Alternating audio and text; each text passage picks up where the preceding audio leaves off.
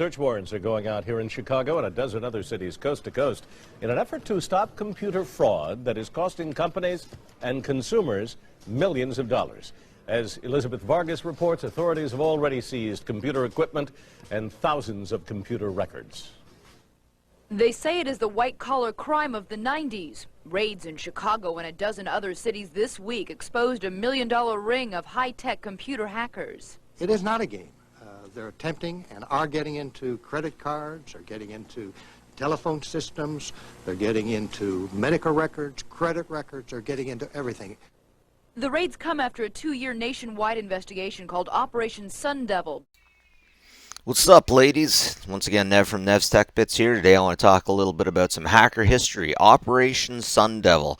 Operation Sundevil was a 1990s nationwide United States Secret Service crackdown on illegal computer hacking activities.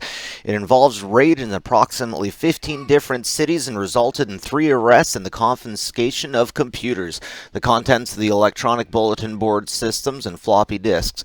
It was revealed in a press release on May 9th, 1990 that the arrests and subsequent court cases resulted in the creation of the Electronic Frontier Foundation. The operation is now seen as a largely public relations stunt. Operation Sundevil has also been viewed as one of the preliminary attacks on the Legion of Doom and similar hacking groups, such as the Decepticons. Prior to 1990, people who manipulated telecommunication services known as phone phreakers were generally not prosecuted within the United States. The majority of phone phreakers used software to obtain calling card numbers and build simple tone devices in order to make free telephone calls. Small, elite, highly technical segment of phone phreakers were more interested in information about the inner workings of telecommunication systems than in making free phone calls. Phone companies complained of financial losses from phone phreaker activities. The switch from analog to digital equipment began to expose more of the inner workings of telephone companies as hackers began to explore the inner workings, switches, and trunks. Due to lack of laws and expertise on the part of the American law enforcement, few cases against hackers were prosecuted until Operation Sundevil.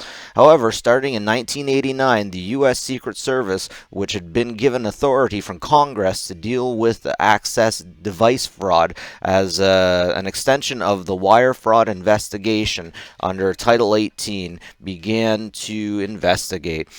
Over the course of the next 18 months investigation.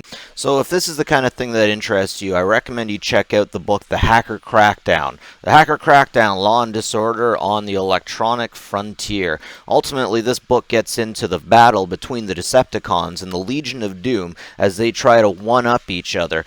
AT&T ended up crashing, and a lot of people thought it was because of these two hacker groups, like they messed with something. Unfortunately, it was found out later on that the code that AT&T was using had a 1 where a 0 should have been. Now, because of this, all of New York got taken down, and it was because of that 1 where a 0 should have been in a switching room. Now, what happens is not everybody who has a phone needs to be connected at any given time. So what they do is they take lines, like back in the day, old school, we used to have a man or a woman sitting at a panel. I used to have the Secret Service gathered alleged evidence of rampant credit card and calling card fraud all over state lines. Operation Sundevil allowed multiple federal law enforcement agencies, particularly the Secret Service and the FBI, to gain valuable expertise on fighting the new form of criminal activity as well as expanding the agency's budget. New laws were created to follow federal prosecution to charge individuals accused of phreaking, hacking, wire, and credit card fraud. Evidence gained from Operation Sundevil allowed law enforcement to convince United States Congress of the need for additional funding, training, and overall expansion. And this is where we start running into problems in the here and the now, where the Secret Service and the FBI have backdoors everywhere.